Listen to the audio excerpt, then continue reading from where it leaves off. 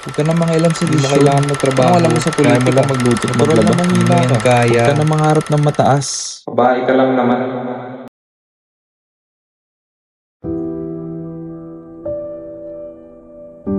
Ang edukasyon ang susi sa tagumpay. Ngunit, paano natin ito makakamtan kung ang ilan sa kabataan ay pinagkakaitan ng susing makapagbibigay sa kanila ng magandang kinabukasan?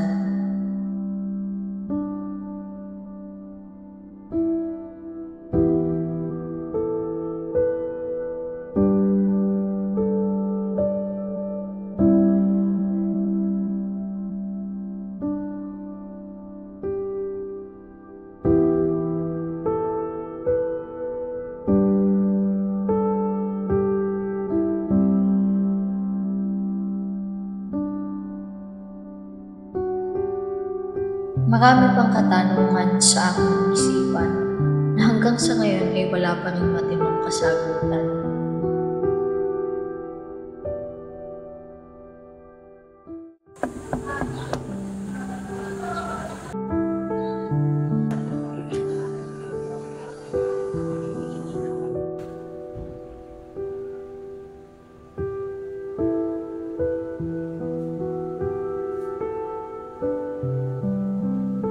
Tila isang palaisipan pa rin sa akin kung bakit may mga landas na kailangan mo nang ipaglaban para ito'y tuluyang malakaran. Nais ko tungkulin ang kursong nursing. At kung pare-pareho tayong may pangarap, bakit parang pili lang ang mga taong pwedeng mangarap ng mataas para sa kanyang kinabukasan? Siya.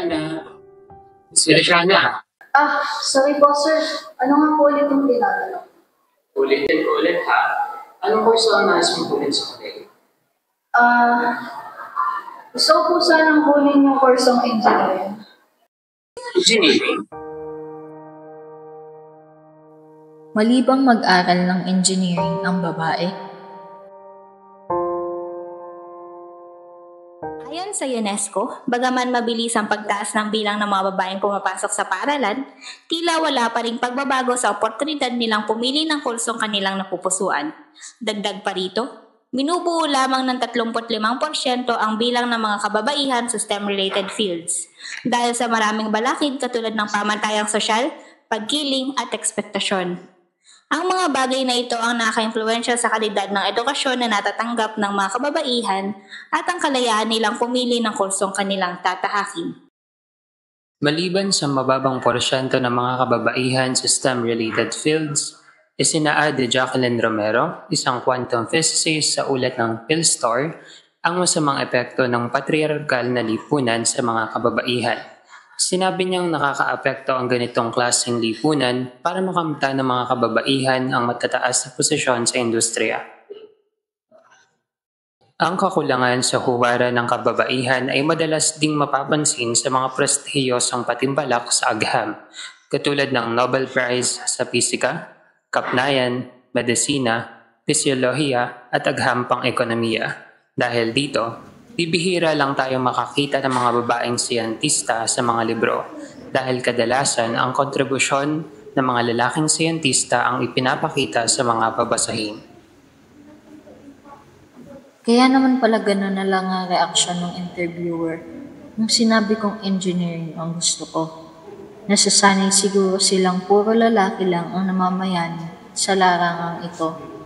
Pero, ano naman? Hindi ba't may puwang din para sa amin?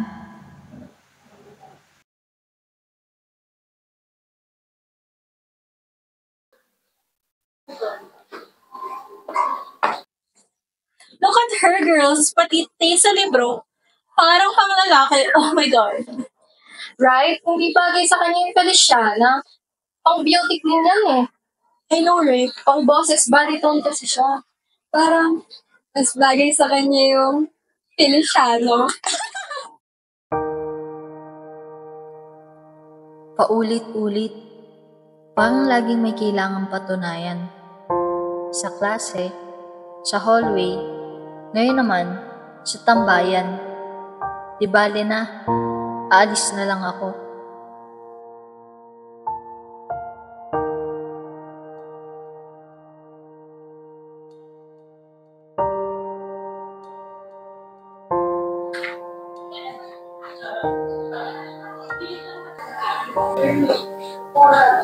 Ano ba yan? Wala ka bang mata? Tumingin ka nga sa dinadaanan mo. Sorry, Bia. Di ko naman sinasadya eh. Kunwari ka pa. Lagi ka naman ganyan. Paiba lagi. Ang sakit ha, pero hindi ako magpapadala. Kasi sa gitna ng ingay nila, alam kong tama ako.